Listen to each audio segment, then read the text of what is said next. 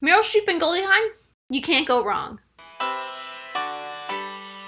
Hey, I'm Amy and welcome back to the Horror Checklist, a month long of fun October and spooky themed videos. Not all of them are going to be spooky, but you know what? I don't care. It's a month long of me doing movie reviews. It's fun. And today I will be talking about the first of the comedy horror movies I will be talking about in this month, and that is Death Becomes Her, starring Meryl Streep, Goldie Hawn, Bruce Willis, and Isabella Rossellini. It is a jam-packed cast. This is not the first time I've seen this movie. There's only a very small handful of movies that I'll be talking about this month that I have already seen, and this is one of them. I saw it last year at a Halloween party and absolutely fell in love with it, but I mean, how can you not? It has Meryl Streep, and it has Goldie Hawn, and it has such a doofy, goofy Bruce Willis, so spoilers ahead if you have not seen it, and if you have not, I just highly recommend it. It's such a great film. This is a very early 90s film, and because it is an early 90s film, something I really wanted to focus on was the visual effects. There are so many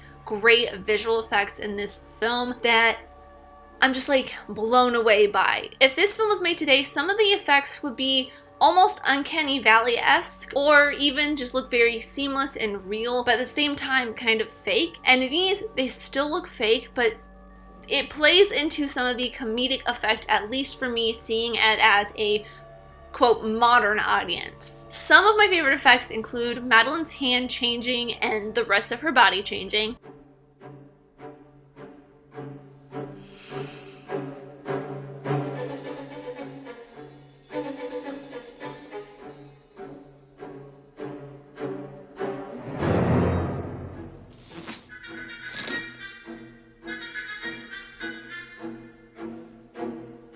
Madeline falling down the stairs and then coming back to life behind Ernest while he's on the phone with Helen. Her moving around in the background and twisting her arms and legs and everything back into position. And then later on, her twisting her neck back into place. And the hole in Helen's stomach and her sitting down on the couch with the shovel handle going through the hole is insane. How they did that, it still blows my mind. I can kind of figure out how it's made just from my knowledge of the way effects work in films, but there's also a feature on here, a vintage making of featurette and a new one with the director Robert Zemeckis and the special effects artist. I haven't watched it, but I do think that it probably breaks down some of those effects that it will blow my mind. If you want to get this, there will be an Amazon affiliate link in the description. If you purchase it from that link, I will get a small percentage back that will make this channel even better. Disclaimer, I have to say that. I do think you should get this movie because it is so great. But the effects are just amazing, blows my mind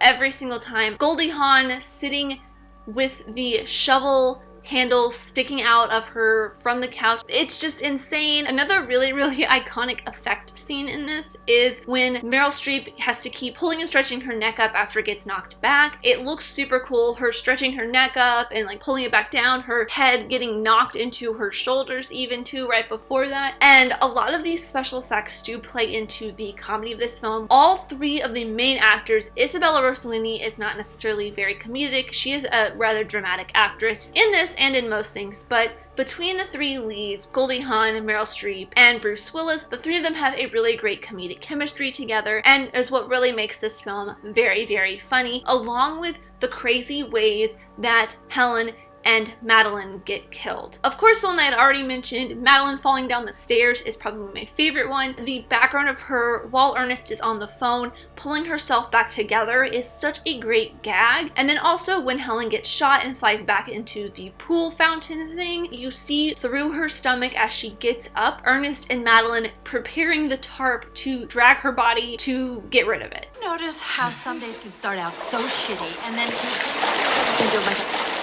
suddenly something wonderful happens and your whole outlook just suddenly changes. It's so good. Everything is played so well. The writing, especially between Meryl Streep and Goldie Hawn's characters, they are very quippy and it's smart, fast, and witty dialogue. They even have some really great fights between the two of them that really shows their physical comedy chops as well. And finally, before I round this all out, is the costumes and makeup are very integral to this. Particularly the makeup on Meryl Streep and Goldie Hawn, especially towards the end of the film. But the one costume that I really, really want to talk about is Isabella Rossellini's costume when Meryl Streep goes to see her for the first time. It's like gravity defying and insane. Plus how frumpy they make Goldie Hawn. Like, they make Goldie Hawn look frumpy.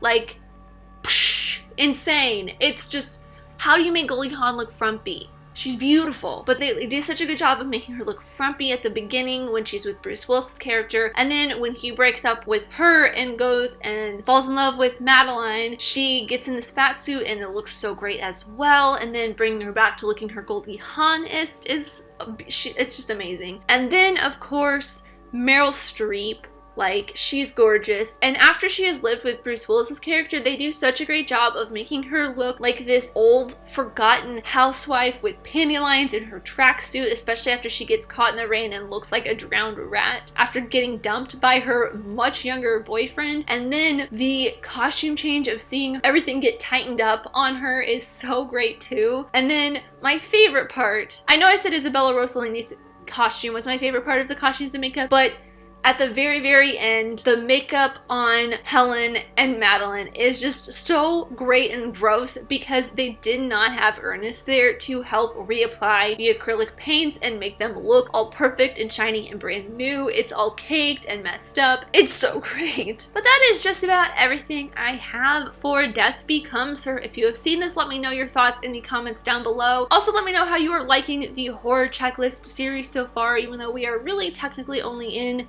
day 3 really, but I would love to know your thoughts. Are you excited for the rest of the month? Let me know in the comments down below. But thank you guys so much for watching. I really truly do appreciate you, whoever you are. Let me know who you are in the comments down below, and let's be friends. If you enjoyed this, leave a like and subscribe if you're new, because I love talking things, movies, TV shows, filmmaking, history, all that fun stuff, and I'll see you next time. Bye.